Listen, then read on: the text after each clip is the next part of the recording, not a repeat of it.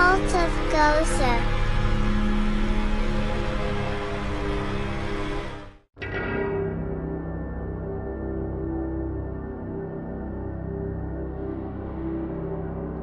An event, popularly known as the Roswell Incident, has recently been the subject of intense interest by both the media and a curious general public.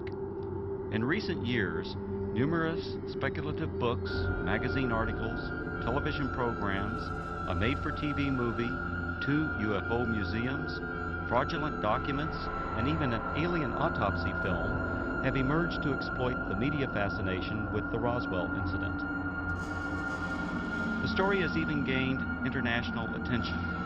Despite the vested interest and questionable credibility of all sources involved in generating the media hype, the U.S. Air Force is routinely accused of concealing a deep, dark secret from the American people.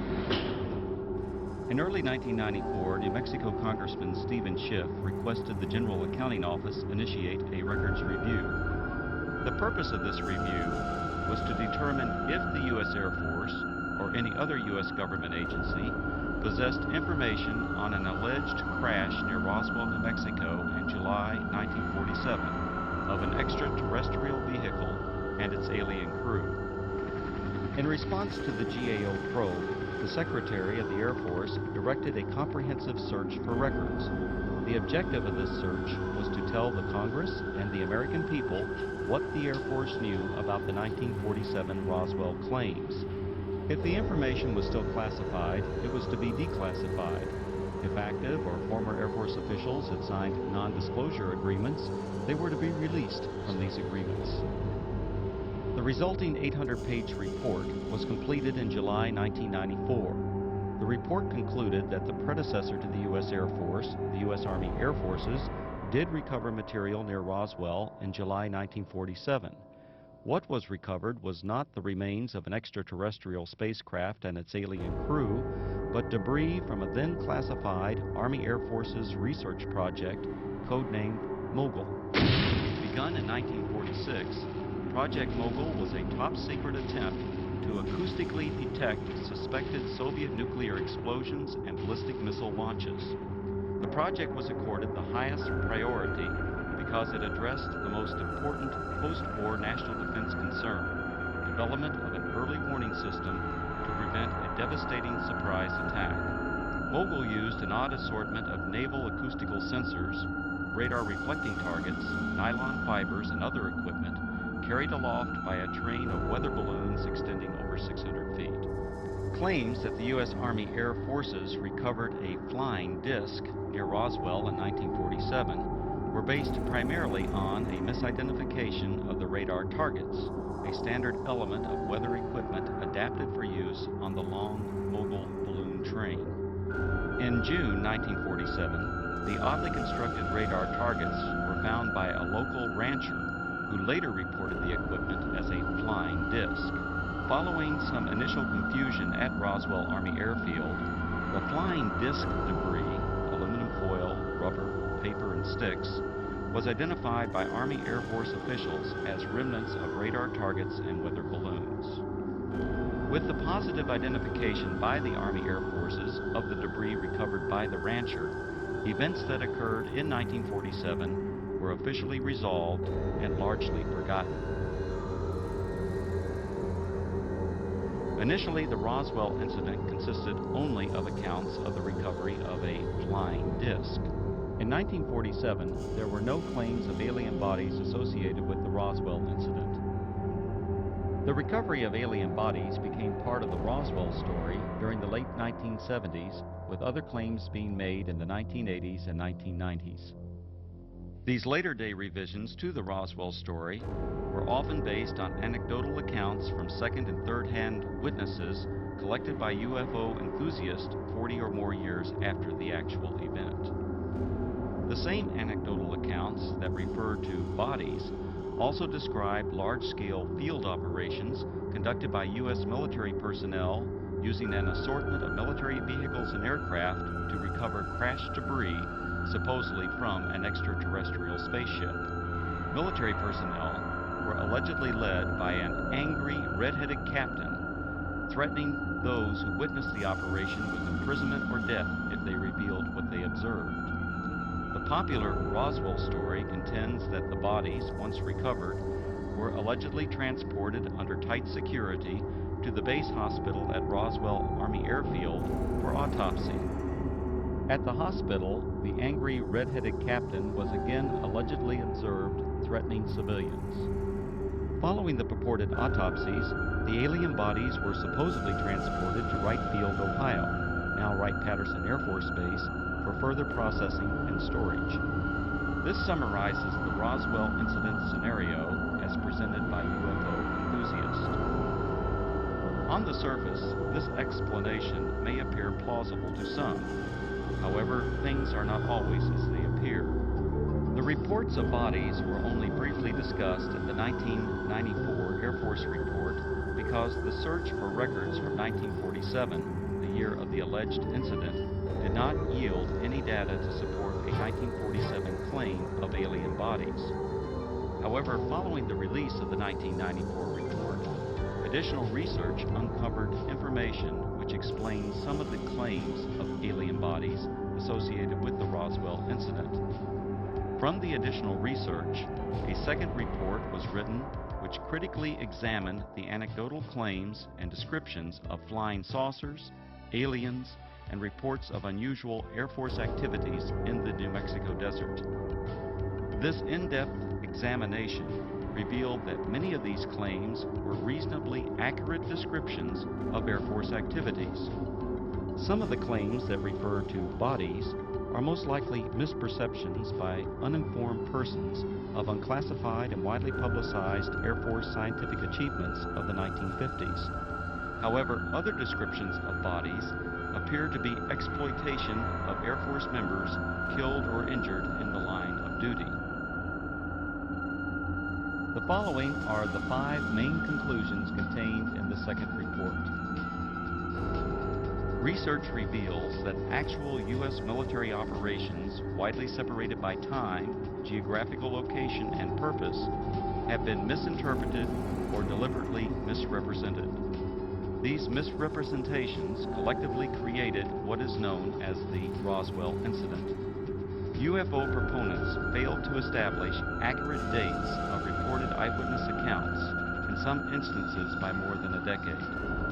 In addition, they erroneously linked all these accounts to the actual 1947 recovery of Project Mogul equipment. Eventually, these misrepresentations transformed a series of verifiable Air Force activities into what some have described as the extraterrestrial event of the millennium. Reports of aliens in the New Mexico desert were actually anthropomorphic test dummies that were carried aloft by Air Force high-altitude research balloons. Critical examination of alleged alien sightings consistently matched the physical characteristics of these dummies, as well as where and how they were used. Vince, that new dummy cam is great. Yeah, it'll sure give people a whole new outlook on what it's like when you don't wear a safety belt.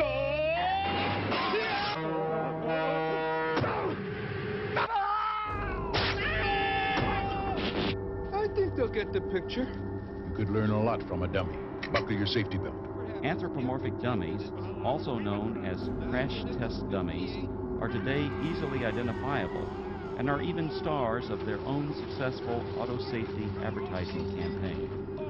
However, during the 1950s, public awareness was still decades away for these important scientific tools.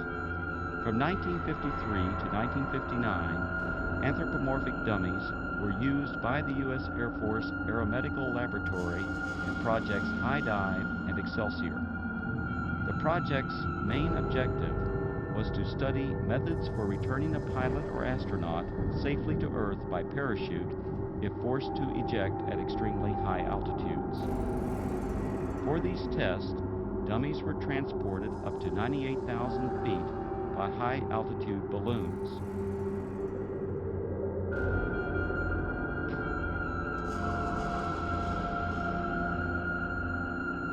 The dummies were released for a free fall period during which body movements and escape equipment performance were recorded by a variety of instruments.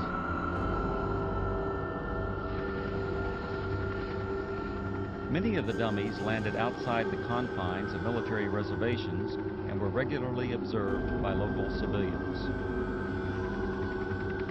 Following a series of dummy tests, a human subject, Air Force test pilot Captain Joseph W. Kittinger Jr., now a retired colonel, made 3 bailouts from high-altitude balloons. These and other aeromedical projects that used both dummies and human test subjects were unclassified and widely publicized in the press and other media. In 1956, 20th Century Fox released On the Threshold of Space, a feature-length motion picture based on these projects and filmed on location at Holloman Air Force Base. Air Force personnel, aircraft, high-altitude balloons, and other equipment, including the actual anthropomorphic dummies, were used in the making of this film. The eyewitness reports of military units that always seemed to arrive shortly after the alleged crash of a flying saucer were actually accurate descriptions of Air Force personnel engaged in high-altitude balloon and anthropomorphic dummy recovery operations. Since 1947, Air Force atmospheric research organizations at Holloman Air Force Base, New Mexico, have launched and recovered approximately 2,500 high-altitude balloons, many in the same areas of New Mexico where the Roswell incident allegedly occurred. Additionally, the equipment, vehicles, and procedures used by the Holloman Air Force Base Balloon Branch, the unit that conducted most of the launches, are the same as that described by the reputed witnesses who claimed they saw the recovery of the flying saucer and alien crew. These huge Air Force high-altitude balloons, launched by the Holloman Balloon Branch, carried aloft a wide range of sophisticated and, from most perspectives, odd-looking devices. Much of this equipment was experimental and represented, for that era, the latest in space-age technologies. Payloads ranged from simple radio transmitters to sophisticated satellite components and NASA space probes. In fact, qualification trials for the NASA Voyager Mars and Viking space probes were flown by Air Force high-altitude balloons during the late 1960s and early 1970s. Ironically, these balloons were launched from the former Roswell Army Airfield, site of the originally alleged 1947 incident, and recovered on the White Sands Missile Range over 100 miles to the west.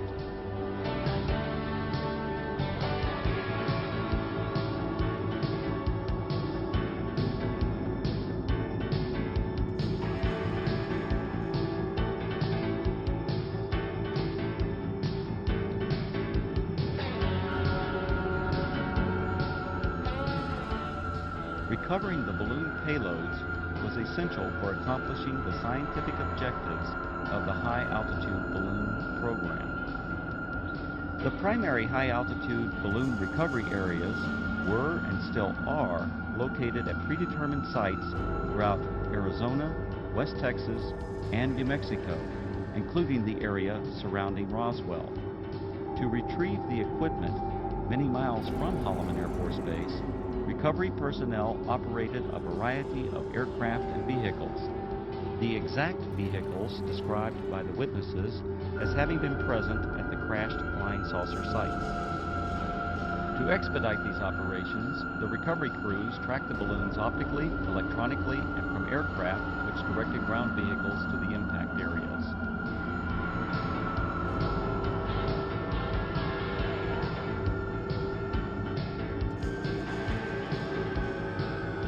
In several of the Roswell accounts, unsubstantiated allegations asserted that military personnel who retrieved equipment from rural areas of New Mexico intimidated and threatened civilians on the scene.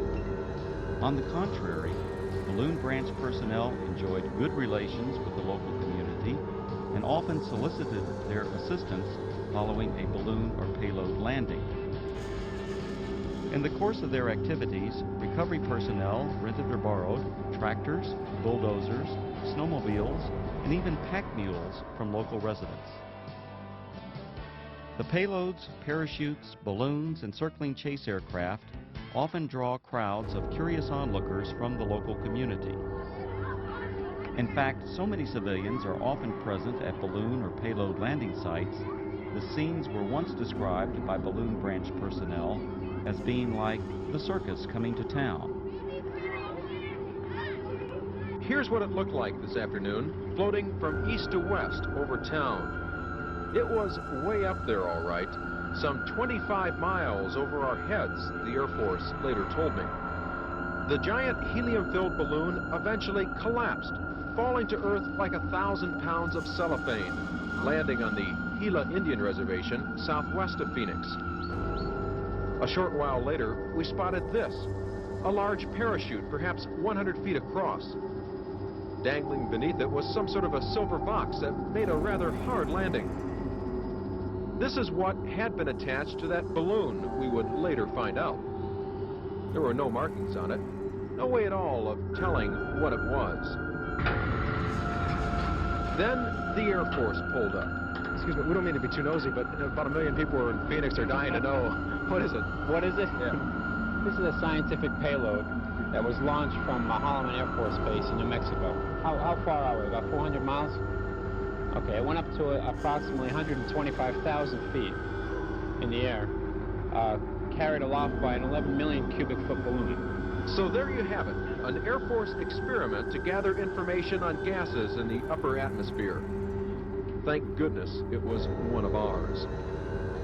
Len Clements, News Center 10. In addition to high-altitude balloons, the Holloman Balloon Branch also launched low-altitude tethered balloons. These tethered balloons may have inspired at least one account of an alien craft associated with the Roswell Incident. In a popular book, the authors present a drawing of a crashed spaceship, allegedly given to them by an anonymous witness. When this drawing is compared to a photograph of an experimental tethered balloon flown at Holloman Air Force Base in March 1965, the similarities are undeniable.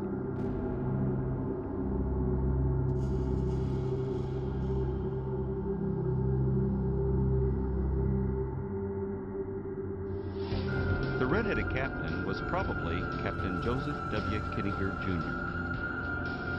Captain Kittinger served as the project officer or pilot in all three of the Air Force's manned high-altitude balloon projects, Man High, Excelsior, and Stargazer. Captain Kittinger was present at many balloon and dummy launch and recovery sites throughout the southwest United States during the 1950s and early 1960s. However, other than the allegations made by UFO proponents, there is no evidence of any kind that Kittinger confronted or threatened civilians. Colonel Kittinger's achievements as an Air Force test pilot are legendary. He has the standing world record parachute jump from nearly 20 miles.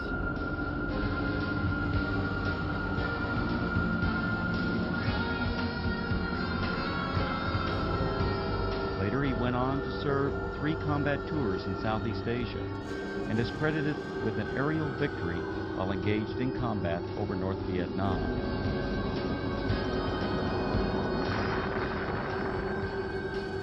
After over 480 combat missions, Colonel Kittinger was shot down over North Vietnam and spent 10 months as a prisoner of war in the infamous Hanoi Hilton before being repatriated in March 1973. Colonel Kittinger made history again after retiring from the Air Force. In 1984, he accomplished the first solo crossing of the Atlantic by balloon. The final and most disturbing conclusion of the second Roswell report is the apparent exploitation of Air Force members killed or injured in the line of duty to perpetuate the alleged sightings of alien bodies. Claims of bodies at the Roswell Army Airfield Hospital were likely a combination of several aircraft accidents and an unusual manned balloon mishap. One aircraft accident occurred on June 26, 1956. 11 Air Force members died when their fully loaded KC-97 tanker aircraft experienced a propeller failure 4.5 minutes after takeoff. The crash site was approximately 9 miles south of the former Roswell Army Airfield, renamed Walker Air Force Base in 1948. The badly burned bodies of the 11 crewmen were identified and processed at the Walker Air Force Base Hospital. The alleged claims of bodies at the base hospital can be traced to a single witness whose descriptions closely matched the condition and the circumstances under which these victims were identified. Furthermore, claims of bodies attributed to specific Air Force personnel are unsubstantiated. Some of these individuals were not even present at Roswell Army Airfield in July 1947. The balloon mishap occurred during a low-level training mission for backup pilots in the Project Excelsior high-altitude manned balloon program. This unusual accident occurred approximately 10 miles northwest of Walker Air Force Base on May 21, 1959. One of the 3 crewmen, Captain Dan D. Fulgham, now a retired colonel, was injured during landing. Following the mishap, Captain Fulgham and the other balloon crew members were transported to the Walker Air Force Base Hospital via a chase helicopter that followed the training mission for emergency purposes. Upon arrival at the highly secure Strategic Air Command base, the balloon crew was met by armed Air Force security personnel who remained with the crew until their identities were confirmed. As the Excelsior project officer and instructor pilot for this mission, the red-headed Captain Kittinger accompanied the balloon crew to the hospital. At the Walker Air Force Base Hospital, Kittinger and Fulgham were apparently observed by individuals who later related this unusual incident. Elements of this actual event now appear to be part of the Roswell story. Captain Fulgham was treated for an injury that caused his head to swell beyond its normal size. The injury, described as a traumatic hematoma, was not serious. On a specially arranged flight several days after the accident, Fulgham returned to Wright-Patterson Air Force Base, Ohio, where he made a complete recovery. Fulgham went on to distinguish himself as a test parachutist and physiologist for the space program. He later flew F-4s in Southeast Asia, adding to his combat record as a fighter pilot during the Korean War. When critically examined, the Roswell incident is exposed as a conglomeration of many events, including aircraft accidents that occurred over several decades. Misidentification of anthropomorphic dummies and experimental balloon-launched devices, combined with Air Force balloon operations portrayed as mysterious flying saucer and alien recovery teams, transformed verifiable events into what is now known as the Roswell Incident. The U.S. Air Force and its predecessors have been the unsurpassed innovators in aerospace technology. Legendary Air Force leaders throughout this century have used technological advances to establish the U.S. Air Force as a premier military service.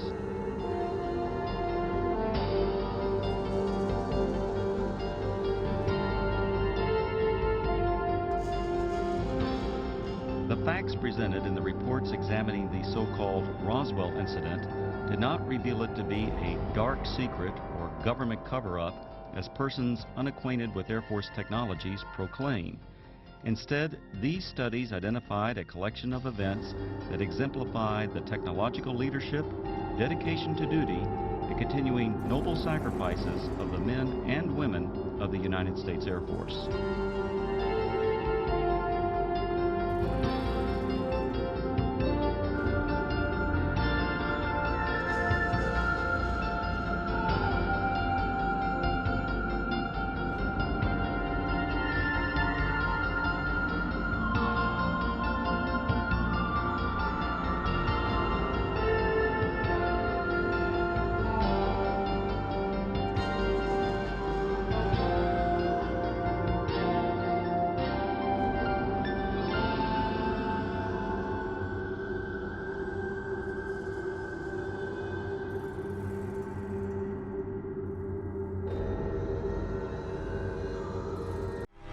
The Cult of Gozer.